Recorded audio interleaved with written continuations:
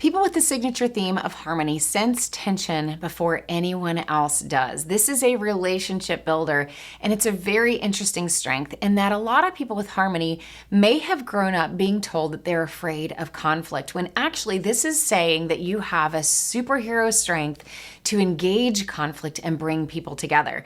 So if you're feeling a little bit confused about it, it's very normal, and I see it all the time. Now, I've noticed there are two different kinds of harmony people. There is what I call the introverted harmony and the extroverted harmony. The introverted harmony senses tension in the room, especially between people in the room. If there's drama, if there's conflict, they sense that tension in their body as like a radar. It genuinely is like a superhero power. They sense that tension before anybody else does. And maybe what they did, especially when they were younger growing up, but especially continuing into adulthood, is they start to back away from the conflict, back away from the tension, because physically they're trying to get themselves to feel better by backing away and getting away from it, thus being labeled afraid of conflict.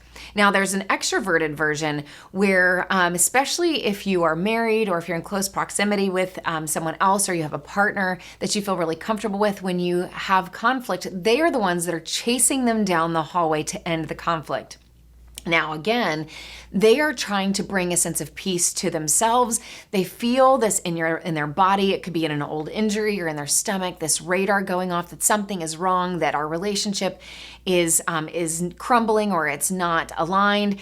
And so out of trying to resolve the tension in their body, they're chasing the other person to resolve it, maybe before the other person is even ready for it, but it's coming from a place of trying to feel better.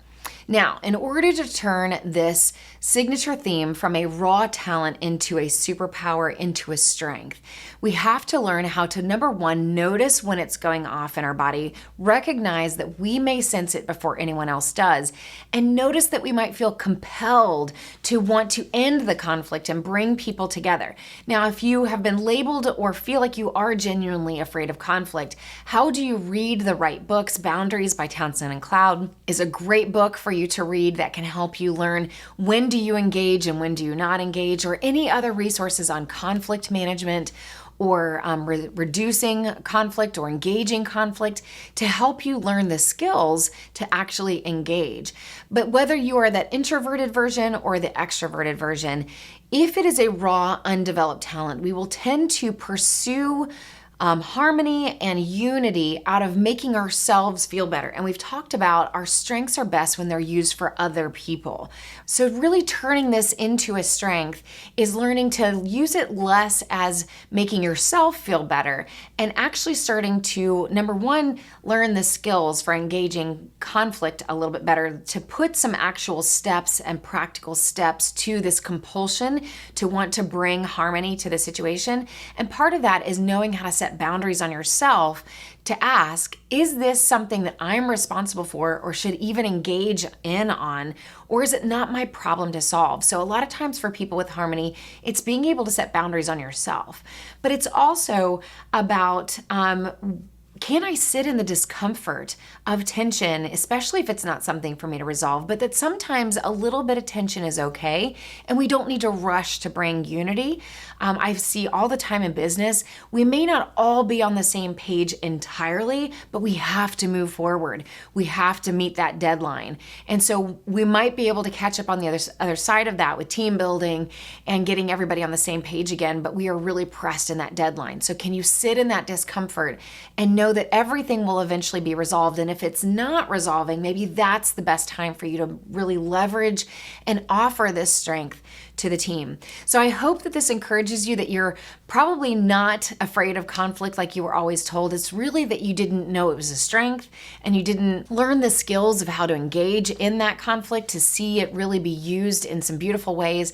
I have people that I've worked with now for a while with their harmony, that especially in marriage, they have these cue words with each other with any of their strengths, but those that have harmony, whenever conflict arises, the person with harmony just simply raises their hand and cues their partner and says, harmony, which really is a way of saying like, I'm really getting uncomfortable with attention right now, and I really just want to make sure that we're okay, that maybe it's okay for us to disagree, but I would rather us agree that us is more important than each other individually, and can I get some reassurance of that? And it's been a wonderful way to communicate when that's really becoming uncomfortable in their body and they really need that reassurance before they can move forward on anything else.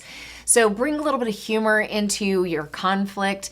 Bring some cue words in when you need to let your teammates know, like, hey, I'm really getting uncomfortable with this conversation right now.